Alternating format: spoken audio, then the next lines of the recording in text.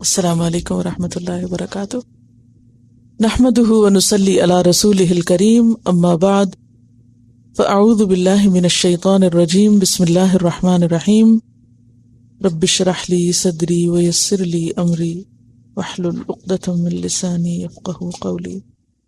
آیت 163 سے تفسیر۔ انا اوحینا الیک کما اوحینا الی نوح والنبیین من بعدہ، انا بے شک ہم نے، اوحینا وحی کی ہم نے، الیکا آپ کی طرف، ہم سے مراد کون ہے یہاں؟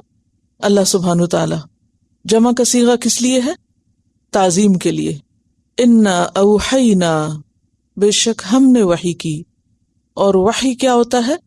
خفیہ اشارہ، اس طرح کمیونیکیٹ کرنا کہ دوسروں کو پتہ نہ چلے، یعنی ایک مخصوص طریقے کی کمیونیکیشن۔ اور شریعت میں وحی کیا ہے؟ وہ پیغام یا وہ ریولیشن جس کے ذریعے اللہ تعالیٰ اپنے انبیاء کو اپنے احکامات دیتا ہے تاکہ وہ بندوں تک ان کو پہنچائیں اور بندے اللہ کی عبادت کر سکیں۔ انشاءاللہ علوم القرآن سے آپ وحی کا چیپٹر جو ہے اس کو پڑھیں گے مزید ڈیٹیل کے لیے کہ وحی کیا ہے اور اس کی کتنی قسمیں ہیں۔ تو انا اوحینا الیکا، بے شک ہم نے آپ کی طرف وحی کی ہے۔ کیسے؟ کما جیسا کہ، یا جس طرح، یا اسی طرح جیسے، اوحینا وحی کی ہم نے، الی نوح نوح علیہ السلام کی طرف۔ نوح علیہ السلام کی مثال کیوں دی گئی؟ حالانکہ اور بھی پیغمبر ہیں، اس لیے کہ پہلے صاحب شریعت پیغمبر ہیں، ٹھیک ہے۔ الی نوح، آدم علیہ السلام نبی تھے، تو نوح علیہ السلام چونکہ پیغمبروں میں پہلے صاحب شریعت پیغمبر ہیں، اس لیے ان کی مثال دی گئی۔ یعنی یہ سلسلہ کچھ نیا سلسلہ نہیں، بلکہ اس کا آغاز تو نوح علیہ السلام سے ہوا تھا۔ والنبیین، اور بہت سے انبیاء، من بعدہ، اس کے بعد۔ کس کے بعد؟ نوح علیہ السلام کے بعد۔ مثلاً کون کون؟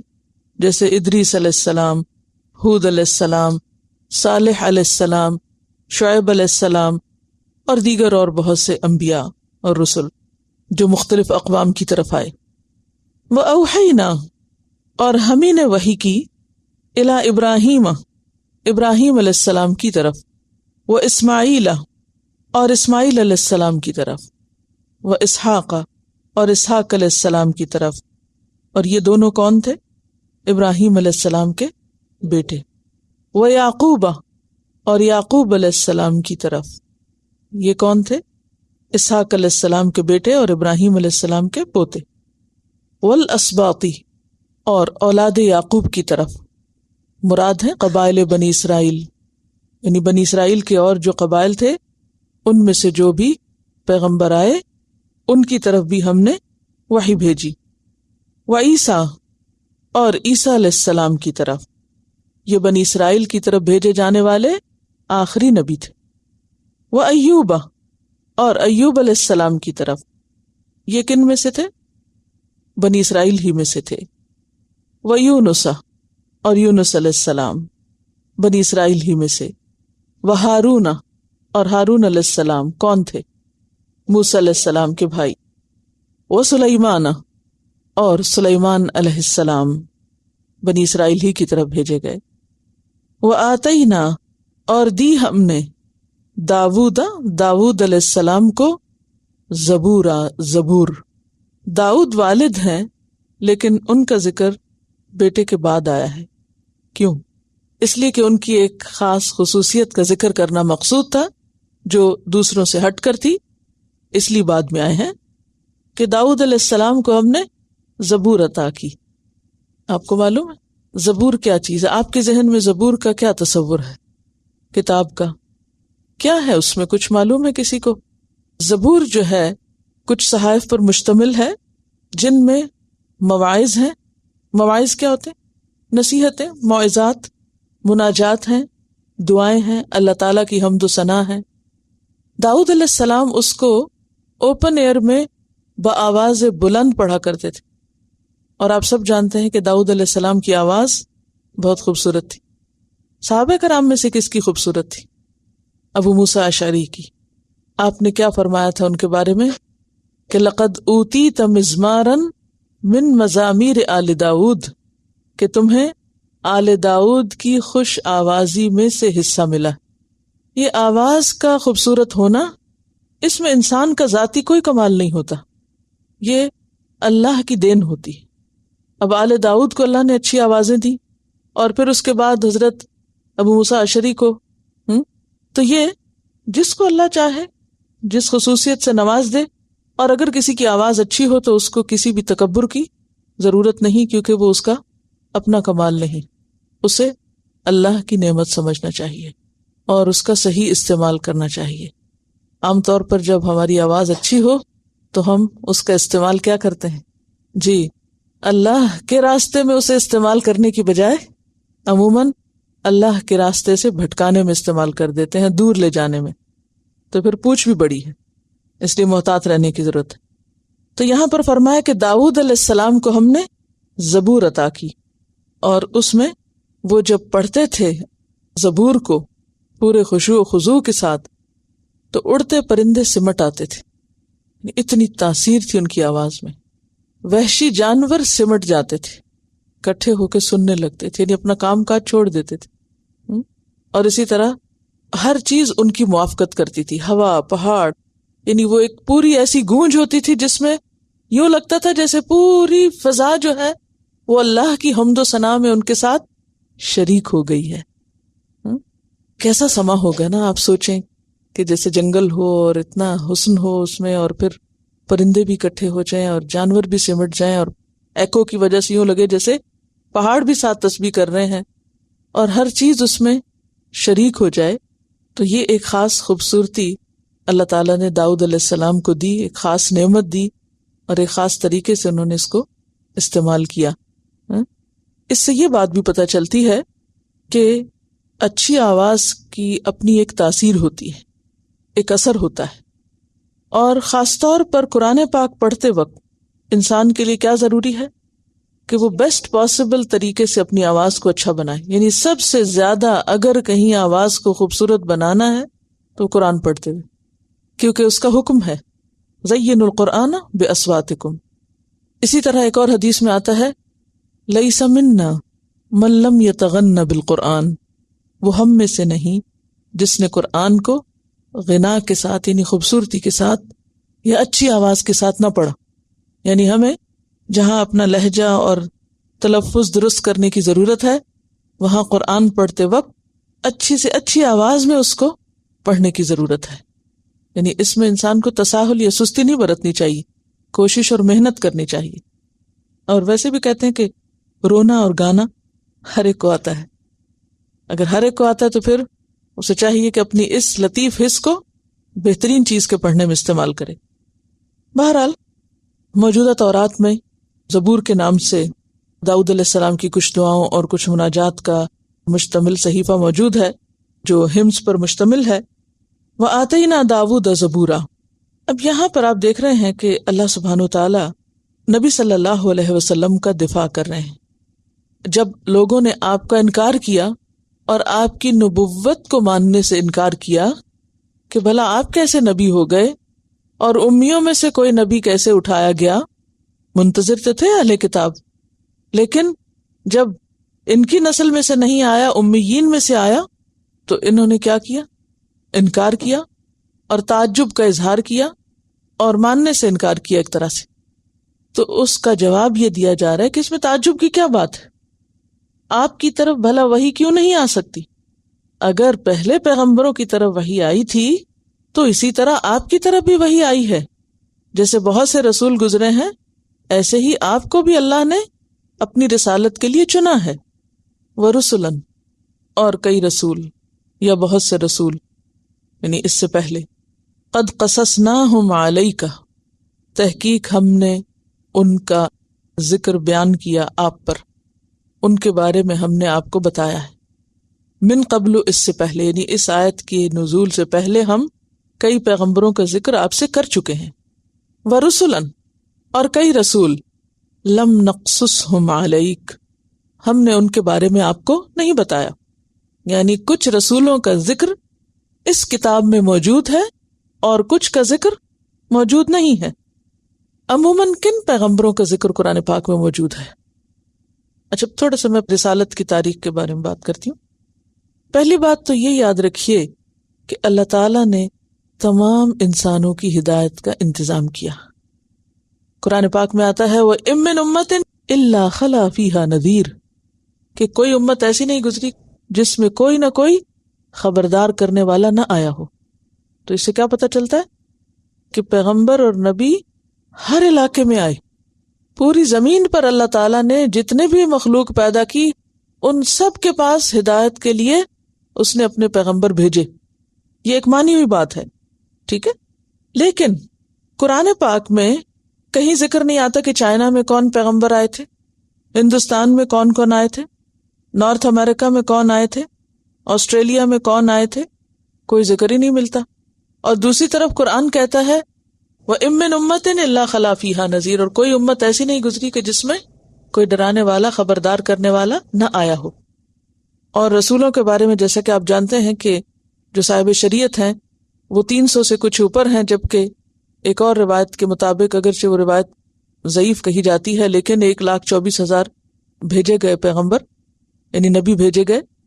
اگر اس کو ہم ضعیف بھی کہیں تو بھی اس سے پتہ چلتا ہے، اور اگر اس سے نہ بھی پتہ چلے تو خود قرآن بتا رہا ہے کہ وَإِن مِّنْ أُمَّةٍ إِلَّا خَلَا فِيهَا نَذِيرٌ۔ تو ہو سکتا ہے 1,24,000 ہو یا اس سے زیادہ ہو، اس سے کم ہو، بہرحال ہر جگہ بھیجے گئے۔ اور ایک اور حدیث سے ہمیں پتہ چلتا ہے، حضرت ابو ذر رضی اللہ تعالیٰ عنہ کی روایت ہے، وہ کہتے ہیں کہ میں نے عرض کیا کہ اللہ کے رسول صلی اللہ علیہ وسلم پہلے پیغمبر کون تھے؟ فرمایا آدم۔ میں نے عرض کیا وہ نبی تھے؟ فرمایا ہاں نبی تھے جن سے کلام کیا گیا تھا۔ میں نے عرض کیا یا رسول اللہ صلی اللہ علیہ وسلم رسول کتنے ہوئے؟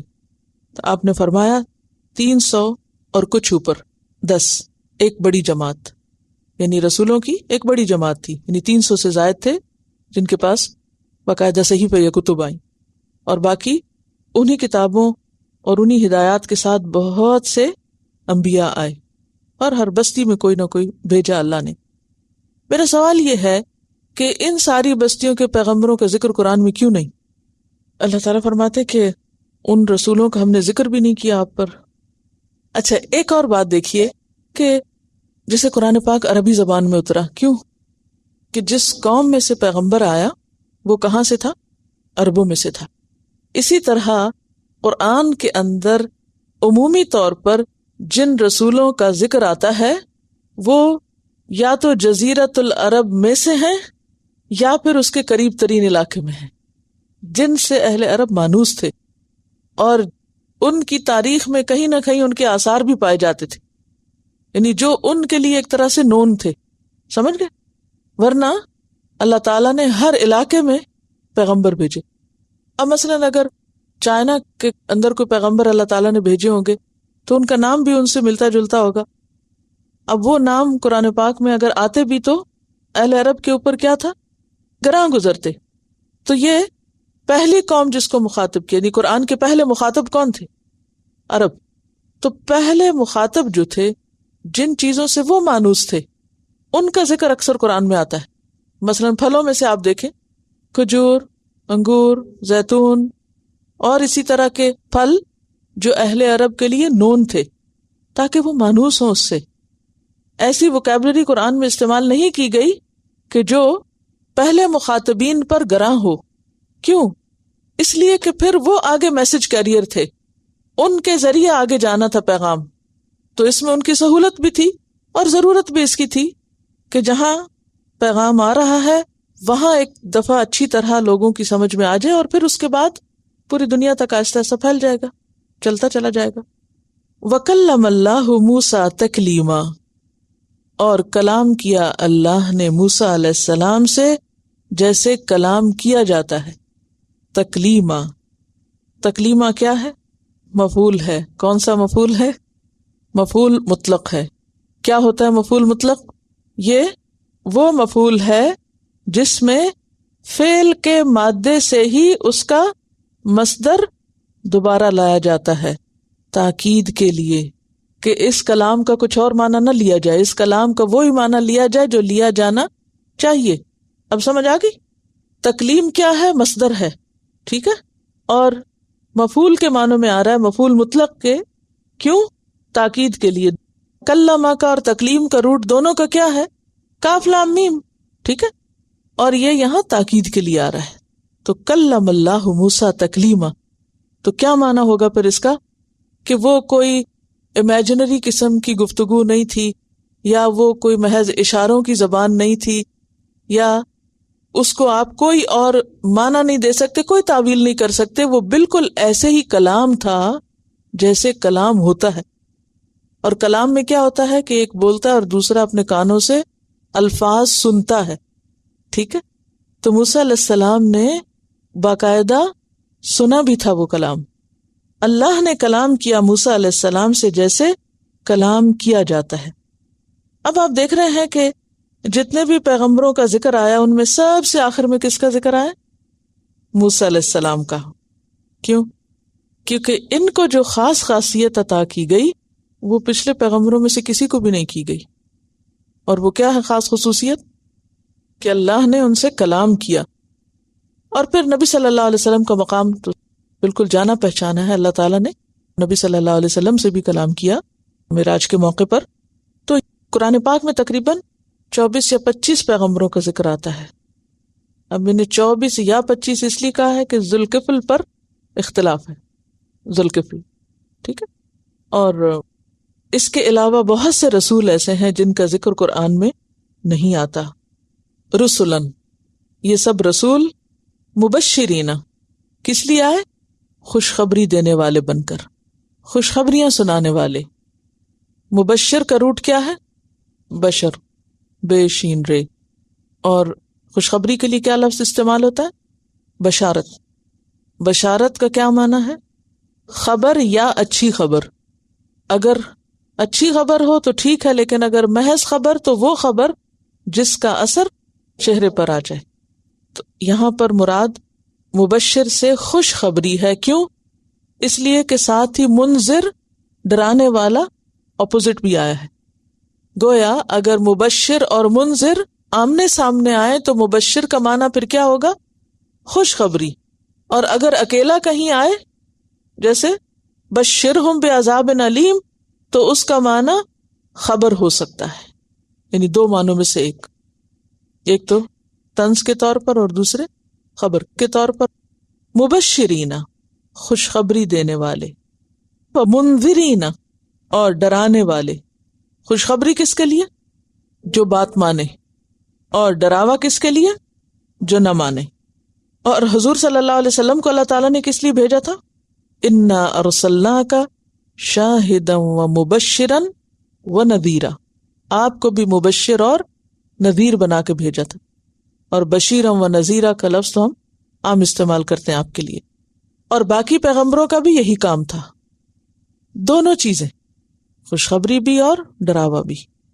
کیونکہ ان دونوں کے ساتھ ہی بات سمجھ میں آتی. یاد رکھیے کہ تعلیم کے لیے دونوں انداز اختیار کرنے پڑتے ہیں. کون کون سا؟ نرمی کا بھی اور سختی کا بھی. اگر کوئی یہ سمجھے کہ صرف نرمی سے بات سمجھ آ جائے گی تو درست نہیں، کیونکہ بعض باتیں ہلا جلا کے کرنی پڑتی ہیں، سخت بھی کرنی پڑتی ہیں. آپ صلی اللہ علیہ وسلم کی عام تعلیم جو تھی وہ نرمی کے انداز میں ہوتی ہے. لیکن خطبہ کیسے ہوتا تھا؟ یہ کتاب ہے اسوہ حسنہ، اس کا پیج 75 ہے. خطبہ، آپ صلی اللہ علیہ وسلم نے زمین پر کھڑے ہو کر بھی خطبہ دیا ہے، ممبر پر سے بھی. خطبہ کیسے دیا؟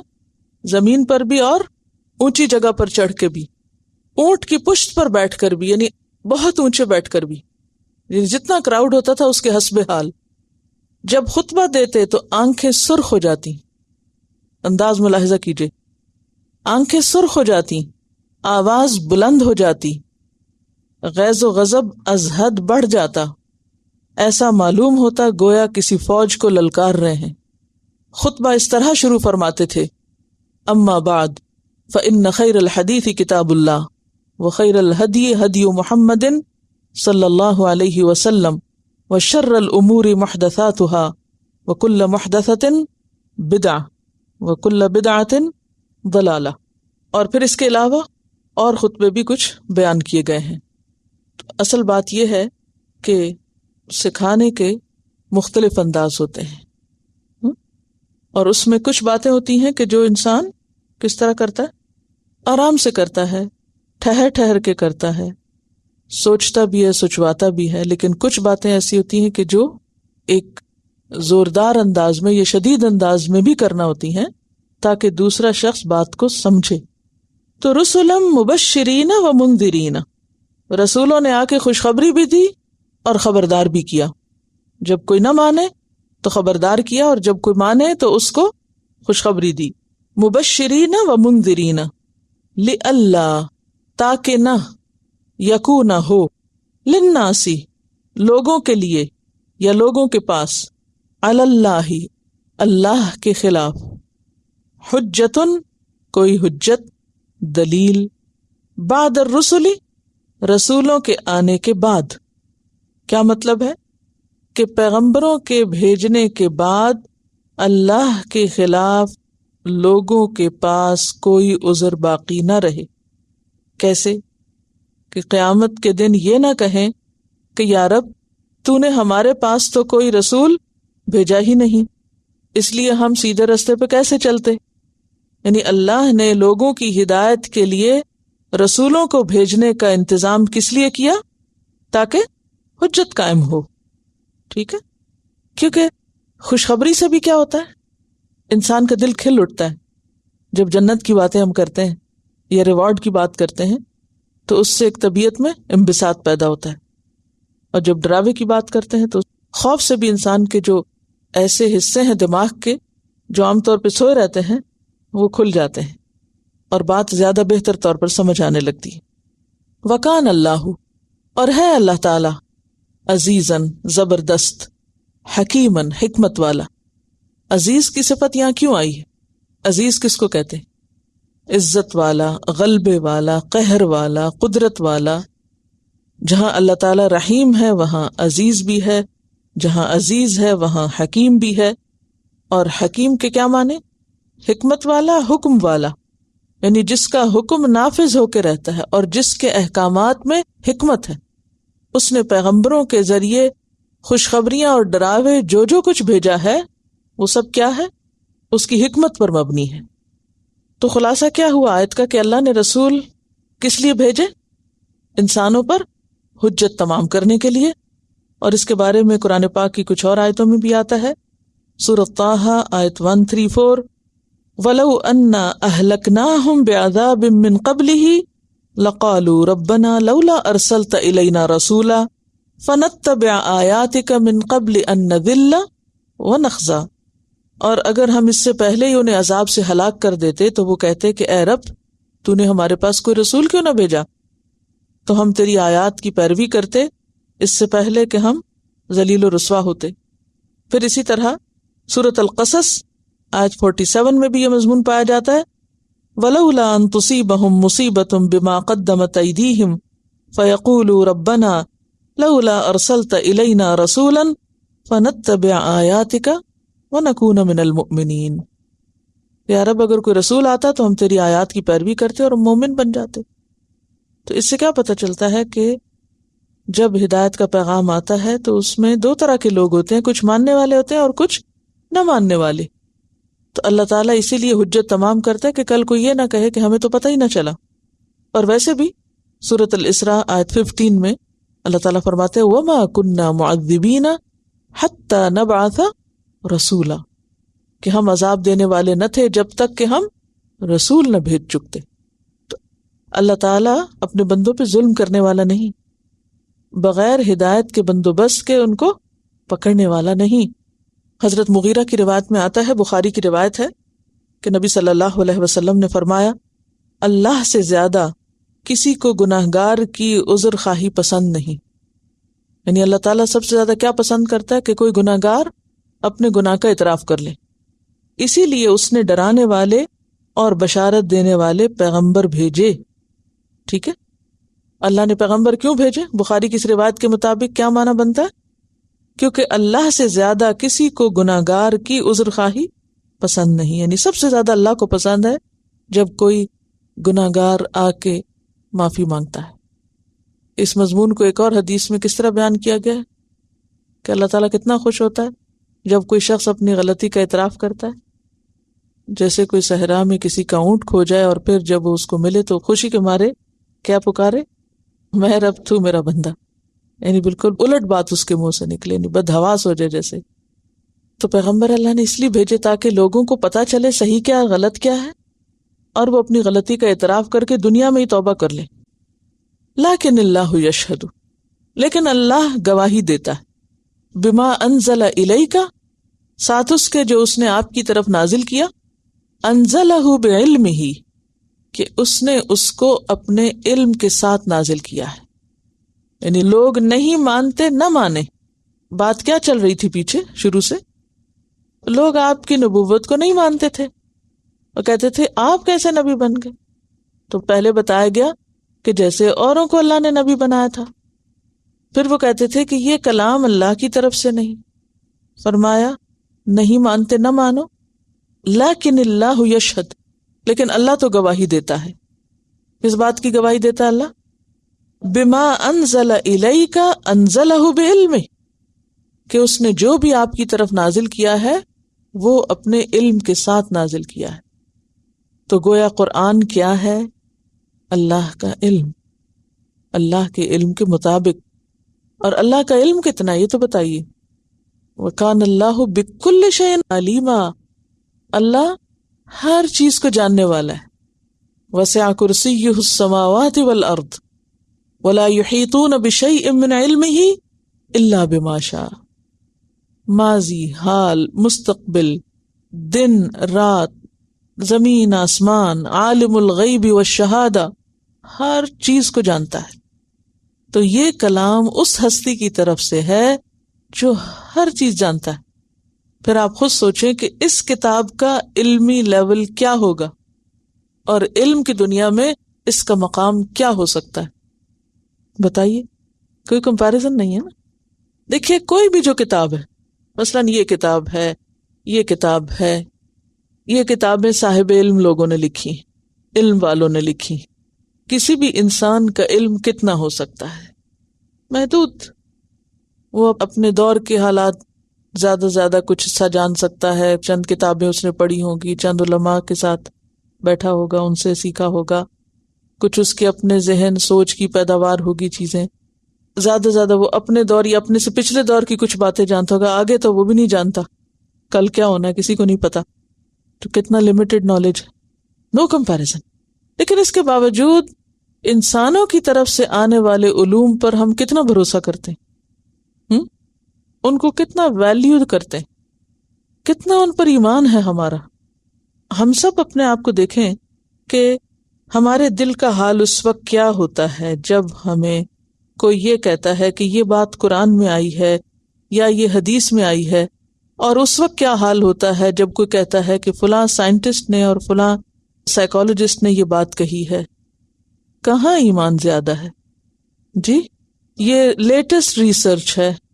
کیسے دل کھل جاتا ہے، لیٹسٹ ریسرچ ہے. حالانکہ کیا حال ہے ان ریسرچ کرنے والوں کا اور کیا علم کا مقام ہے ان کا کہ ایک چیز خود ہی کہتے ہیں اور کچھ دن کے بعد خود ہی اس کو رد کر دیتے ہیں. لیکن 1400 سال سے اس کتاب نے ایک بھی چیز اپنی ڈینائی نہیں کی، بلکہ ابتدا میں کہہ دیا لا ریب فیہ، اس میں کوئی شک نہیں. اور پھر جو کچھ پیغمبر کو دیا وہ بھی کم نہیں. تو جو بھی آپ صلی اللہ علیہ وسلم بولتے تھے وہ اپنی خواہشات نفس سے نہیں بولتے تھے. یعنی احادیث میں جو چیزیں آئی ہیں اگر وہ صحیح ہیں، ثابت ہیں، تو ان کا بھی اصل سورس کیا ہے، ان کا بھی اصل منبع یا سرچشمہ کیا ہے جہاں سے وہ آتی ہیں؟ وہ نبی صلی اللہ علیہ وسلم کا ذاتی علم نہیں، وہ بھی دراصل اللہ ہی کی طرف سے آپ کو ملا ہے.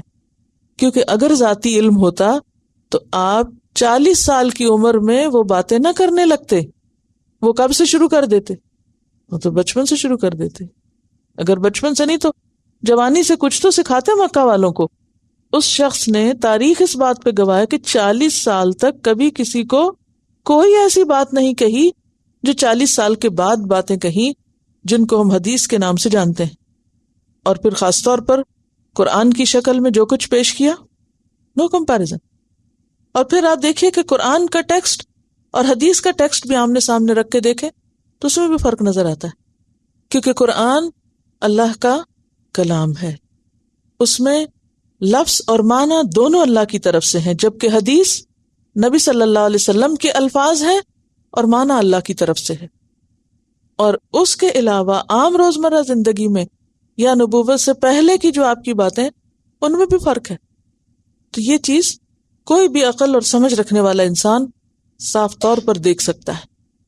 تو یہاں پر قرآن کی صداقت اور رسول اللہ صلی اللہ علیہ وسلم کی رسالت کی صداقت کا بیان ہے۔ لیکن اللہ یشہد، اللہ گواہی دے رہا ہے، بما انزل الیک، جو کچھ بھی، اور جو کچھ میں صرف قرآن نہیں آتا، جو کچھ بھی اس نے نازل کیا ہے آپ پر، انزلہ بعلمہ، اس نے اسے اپنے علم کے ساتھ نازل کیا ہے۔ اسی لیے ہم دیکھتے ہیں کہ قرآن میں صرف ماضی کی خبریں نہیں، اس میں مستقبل کی خبریں بھی ہیں۔ حدیث میں صرف ماضی کی خبریں نہیں تھیں، ماضی کے اقوام کے جو واقعات ہیں، بنی اسرائیل کے کچھ واقعات صحیح احادیث میں ہمیں ملتے ہیں، یا اور اقوام کے۔ اسی طرح آپ صلی اللہ علیہ وسلم کی احادیث میں بھی آئندہ آنے والے حالات سے متعلق بہت سی پیشن گوئیاں موجود ہیں، اور ان میں سے بہت سی ہم نے دیکھی کہ وہ پوری بھی ہو چکی ہیں۔ مثلاً آپ صلی اللہ علیہ وسلم نے فرمایا کہ تم قسطنطنیہ فتح کرو گے، اور اس کے بعد ہم دیکھتے ہیں کہ وہ اللہ کے اذن سے سلطان محمد الفاتح کے ہاتھوں فتح ہوا۔ اور اگر آپ نے کچھ تاریخ پڑھی ہو تو آپ کو معلوم ہوگا کہ کس طریقے سے وہ فتح ہوا تھا، اور کتنی زبردست جدوجہد اور محنت ہوئی تھی اس میں، اور وہ پوری ایک تاریخ، بہت خوبصورت تاریخ ہے۔ فاتح کے نام سے میرا خیال ہے کہ ایک فلم بھی شاید موجود ہے۔ تو نہ صرف یہ کہ قسطنطنیہ کی فتح، بلکہ اور بھی بہت ساری چیزیں، حتیٰ کہ قیامت سے پہلے جو دنیا کے حالات ہوں گے اس کے بارے میں بھی جو پیشن گوئیاں آپ نے کی، ان میں سے کئی ایک جو ہیں ان کے آثار نظر آتے ہیں۔ تو یہ سب کچھ آپ کو کہاں سے پتہ چلا؟ آپ غیب دان تو نہیں تھے، اللہ نے یہ سارا علم آپ کو دیا تھا، اور وہ سب کس لیے تھا کہ آپ کی رسالت کی صداقت لوگوں پر ثابت ہو۔ والملائکۃ یشہدون، اور ملائکہ بھی گواہی دیتے ہیں، اللہ گواہی دیتا اور ملائکہ گواہی دیتے ہیں۔ یہ انداز پہلے بھی کہیں گزرا ہے کہ اللہ تعالیٰ نے اپنا ذکر کیا پھر ساتھ ملائکہ کا ذکر کیا۔ کہاں؟ سورۃ آل عمران میں۔ تو اس سے یہ پتہ چلتا ہے کہ ملائکہ بھی اس بات کی گواہی دیتے ہیں، اور ملائکہ کی گواہی اگرچہ موجود ہے لیکن وکفیٰ باللہ شہیدا، اللہ کی گواہی کافی ہے، اکیلا اللہ بھی گواہ کافی ہے۔ اللہ کی شہادت سے بڑھ کر کسی اور کی شہادت نہیں۔ اگر کوئی اور شہادت نہ بھی دے تو صرف ایک اللہ کی شہادت کافی ہے۔ کیوں کافی ہے؟ کیونکہ کتاب اسی نے بھیجی، رسول اسی نے بھیجا ہے، وہ خود گواہی دے رہا ہے۔ تو اللہ سے بڑھ کر کون جانتا ہے اس بات کی حقیقت کو؟ سورۃ الانعام آیت 19 میں آتا ہے، قل ای شیء اکبر شہادۃ قل اللہ شہید بینی وبینکم واوحی الی ھذا القرآن لانذرکم بہ ومن بلغ۔ اب ترجمہ آپ کو سمجھ آنے لگ گیا، اس لیے ضروری نہیں ہر بات کا ترجمہ کیا جائے، ٹھیک ہے نا؟ وکفیٰ باللہ شہیدا۔ اور اس آیت سے یہ بھی پتہ چلتا ہے کہ ملائکہ گواہی بھی دیتے ہیں۔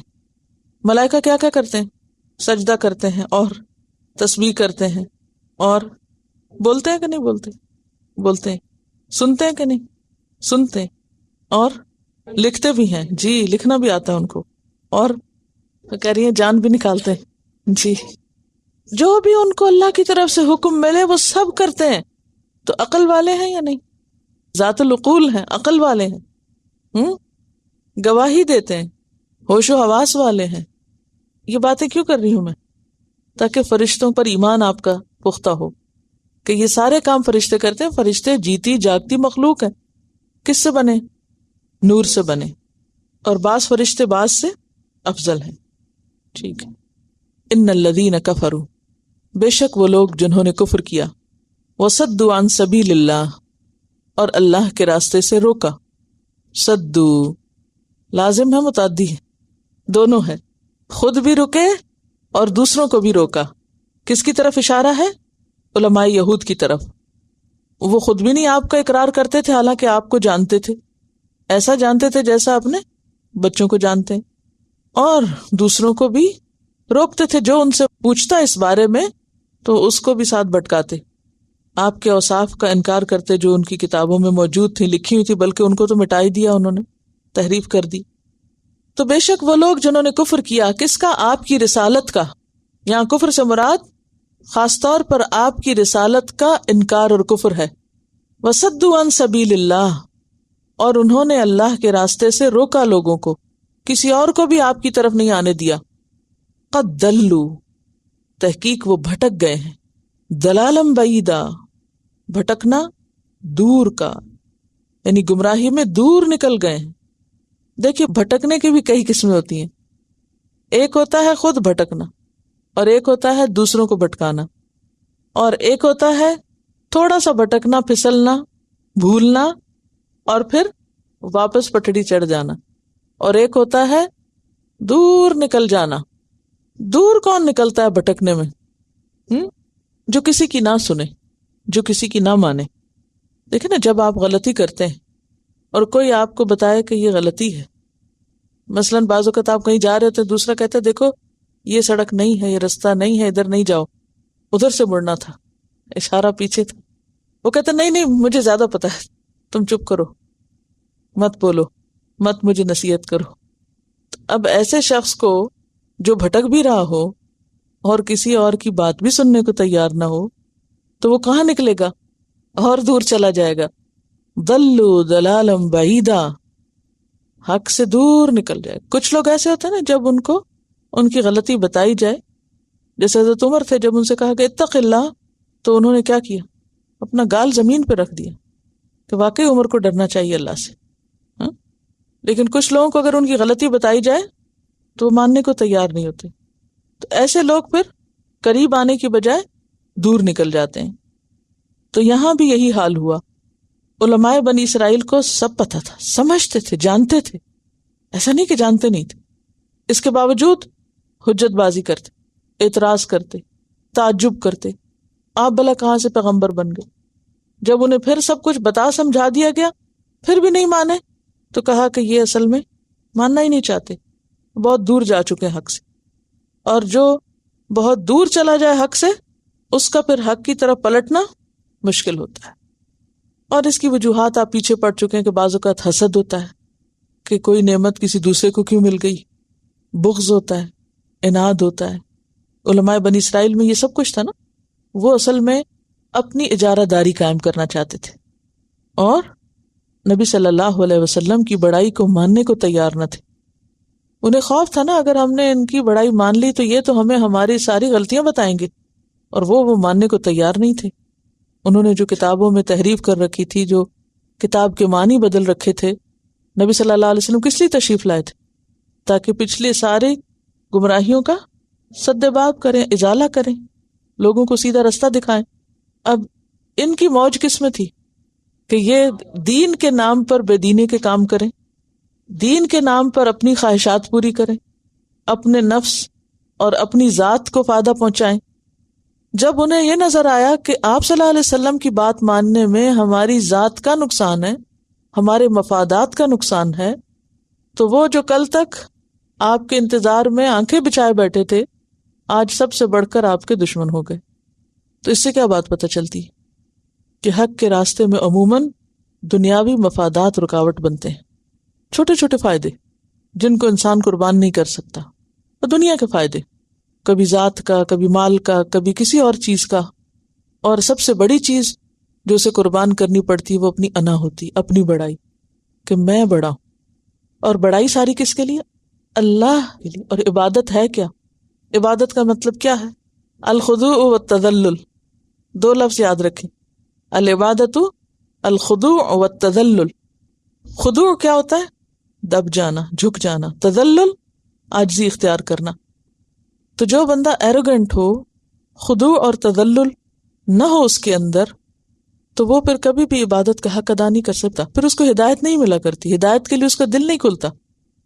تو بنی اسرائیل کے علماء ہوتے ہوئے، بڑے ہوتے ہوئے، چونکہ اپنے سوا کسی کی بڑائی تسلیم کرنے کو تیار نہیں تھے، خود بڑا بننا چاہتے تھے، اس لیے ان کی یہ انانینت آپ صلی اللہ علیہ وسلم کی رسالت کو ماننے کے راستے میں رکاوٹ بن گئی، تو اس پر شدید وعید سنائی جا رہی ہے کہ جنہوں نے ایسا کیا وہ تو بہت دور نکل گئے، اور ان کا انجام کیا ہے؟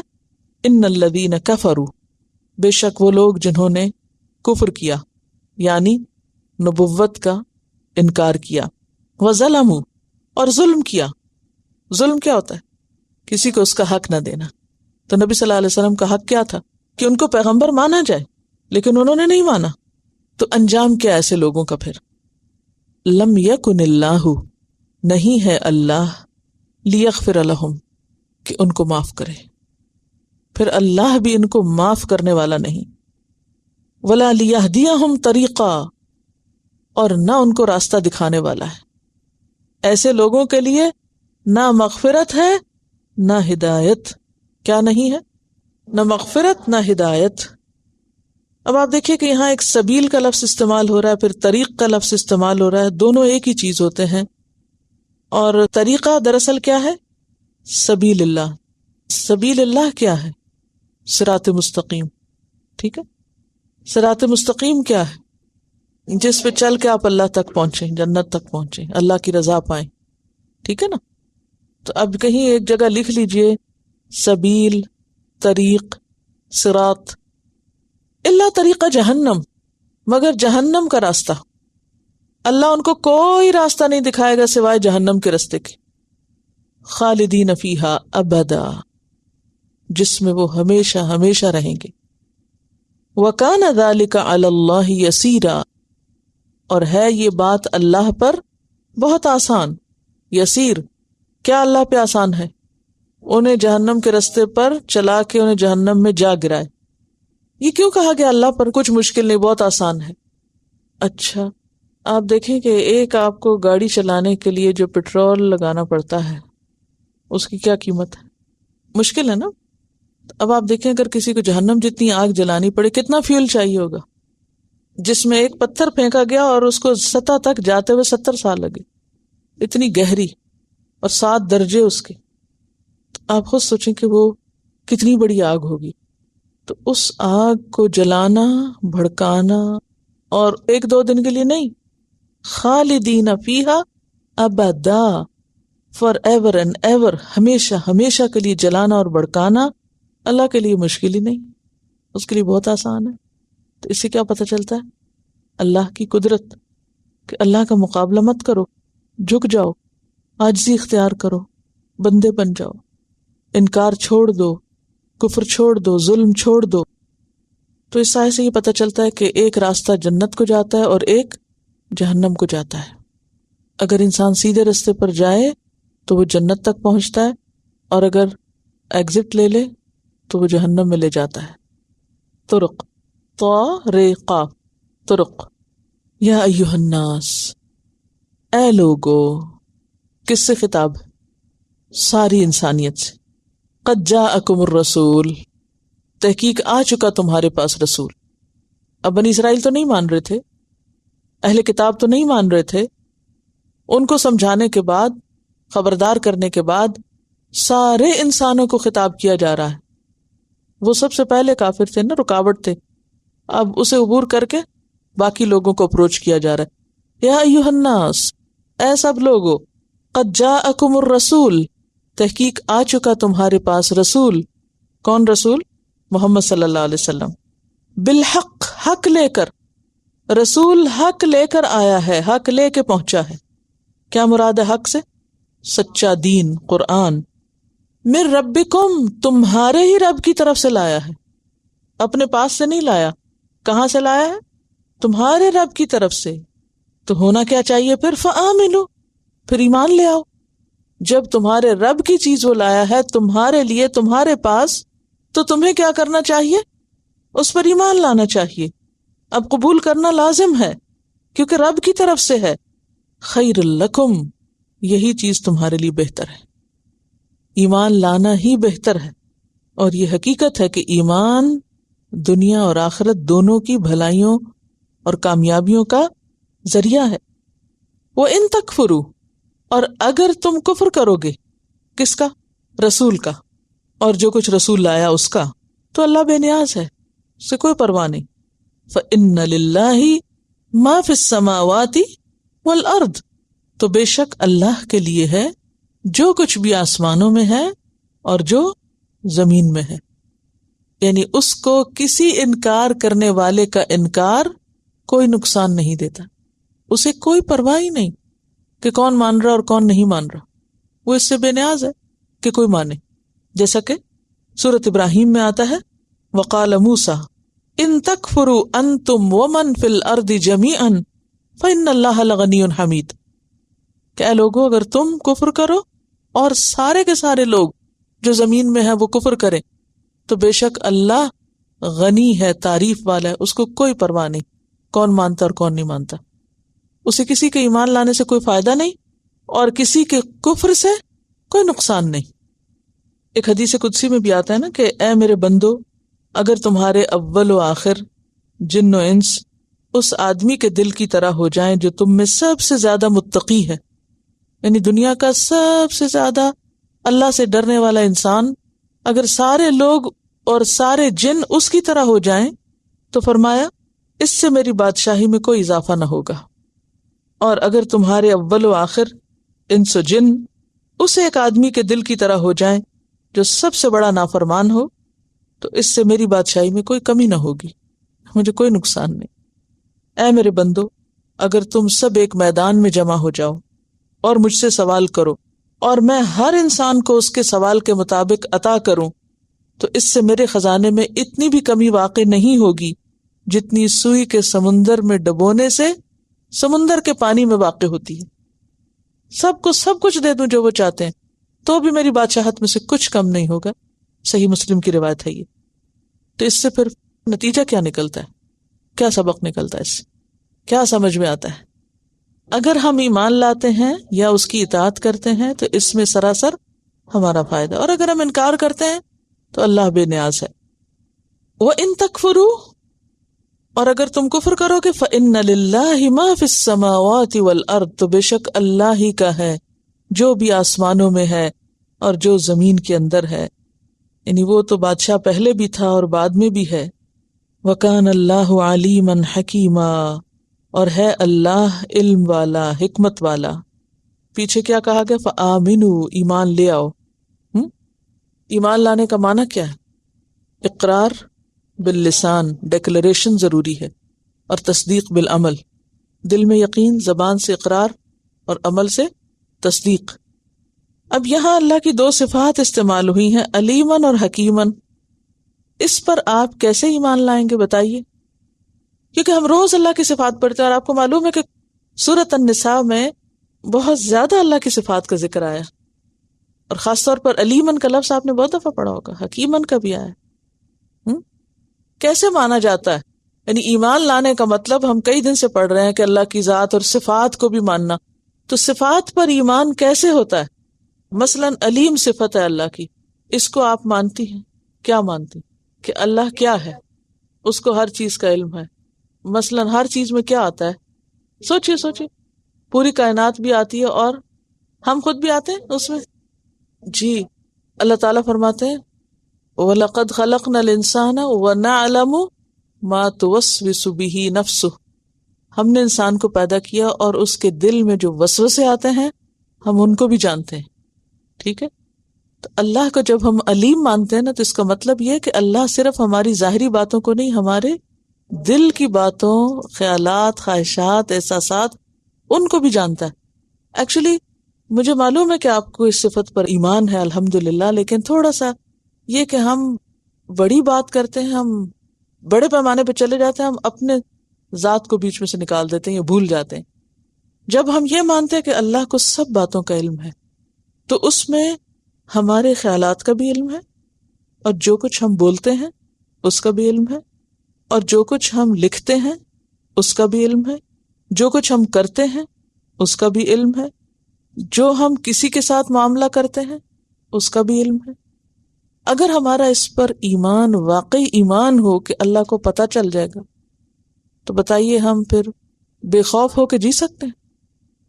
قرآن پاک میں آتا ہے نا یستخفون من الناس ولا یستخفون من اللہ، وہ لوگوں سے چھپ سکتے ہیں، اللہ سے نہیں چھپ سکتے. کیوں؟ اس لیے کہ اللہ ہر چیز جانتا ہے.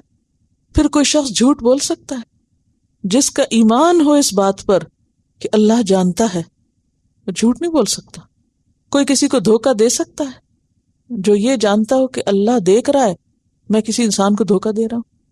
پھر کوئی کسی پہ زیادتی کر سکتا ہے جو یہ جانتا ہو کہ اللہ جانتا ہے کہ جو کچھ میں کر رہا ہوں. نہیں کر سکتا. پھر ہم یہ سارے کام کب کرتے ہیں؟ جب ہمارا ایمان کمزور ہوتا ہے. اسی لیے کہتے ہیں نا، جب چور چوری کرتا ہے تو اس کا ایمان نکل جاتا ہے، جب زانی زنا کرتا ہے تو اس کا ایمان اس وقت نہیں ہوتا. یہ ساری ہماری جو خرابیاں ہیں نا، اس کی بنیادی وجہ یہ کہ ہمارا ایمان ہی درست نہیں ہے. ہم الحمدللہ رٹ چکے ہیں یہ جملہ کہ اللہ پر ایمان کا مطلب ہے اس کی ذات پہ ایمان، صفات پہ ایمان، اس کی ربوبیت اور الوہیت پر ایمان. ہاں، لیکن جب پریکٹیکل لائف آتی ہے، عملی زندگی کا معاملہ ہوتا ہے، تو ہم میں سے کتنے لوگ یہ یاد رکھتے ہیں کہ اللہ کو پتہ چل جائے گا اور اللہ جانتا ہے ہمارے ظاہر کو، باطن کو، ہمارے حالات کو، سوچوں کو، خیالات کو، ہمارے غم کو، غصے کو، خوشی کو، محبت کو، نفرت کو، عداوت کو، ہر چیز کو وہ جانتا ہے. انسان تو کسی کے بارے میں کچھ بھی نہیں جانتا، لیکن چونکہ ہم اپنا معاملہ عموماً اللہ کے ساتھ نہیں رکھتے، بندوں کے ساتھ رکھتے ہیں، اسی لیے بندوں سے ڈرتے ہیں.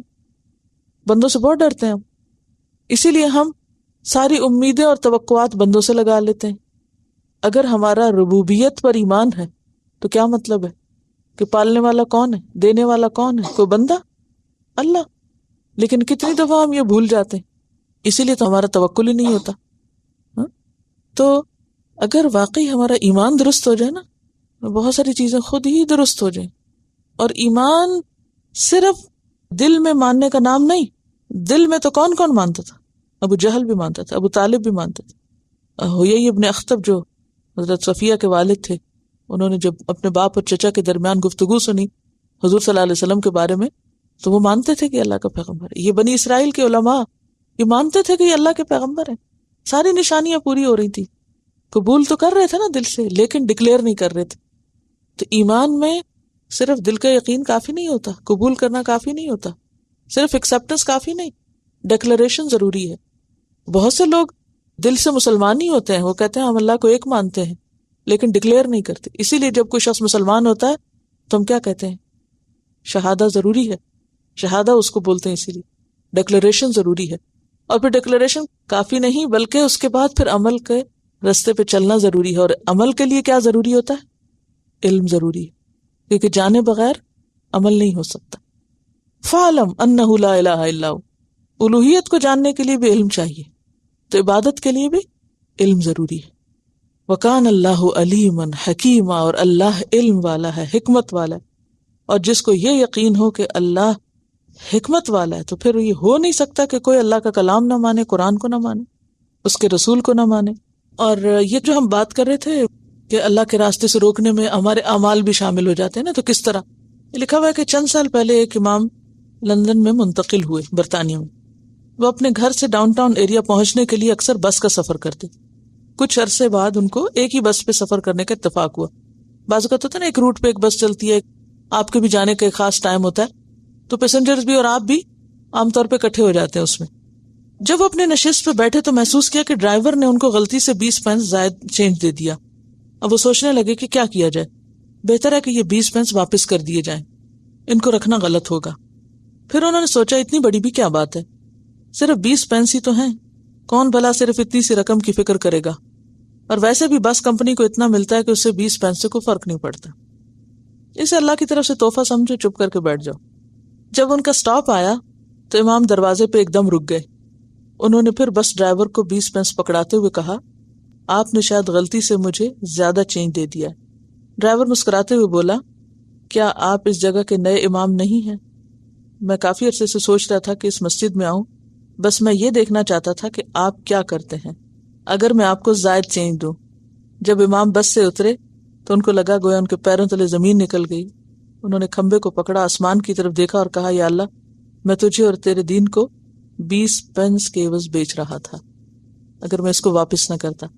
تو یہ ایک حقیقت ہے کہ امانتوں کے لوٹانے میں بھی ہم لوگ بعض اوقات بہت کوتاہی برتتے ہیں، اور اس طرح کی چیزوں کو چھوٹی سمجھتے ہیں کہ اچھا اس سے کیا ہوا، کسی نے کچھ منگوانے کو پیسے دیے تو چینج واپس ہی نہ کیا، کیا سوچ کے نہیں واپس کرتے؟ ہاں، اس سے اسے کیا فرق پڑا، اس کے پاس اللہ کا اتنا دیا ہوا موجود ہے، یہ میری ٹپ ہی صحیح. یعنی ہے تو چھوٹی چھوٹی باتیں، لیکن اس سے انسان کا جو کردار ہے وہ واضح ہوتا ہے کہ کون شخص کس معاملے میں کتنا محتاط ہے. اور بعض اوقات ایسی چیزیں صرف کسی کا ٹیسٹ ہوتی چھوٹی چھوٹی باتیں ہی، تو ہم سب کو کیئرفل ہونے کی ضرورت ہے، کیونکہ شیطان ہر وقت ساتھ ہے نا، وہ اتنی تعویلیں کروا دیتا ہے، کیا سوچتا ہے انسان، اچھا پھر کیا ہوا، یہ تو چھوٹی سی بات ہے. وآخر دعوانا ان الحمد للہ رب العالمین. سبحانک اللہم وبحمدک نشہد ان لا الہ الا انت نستغفرک ونتوب الیک. السلام علیکم ورحمۃ اللہ وبرکاتہ.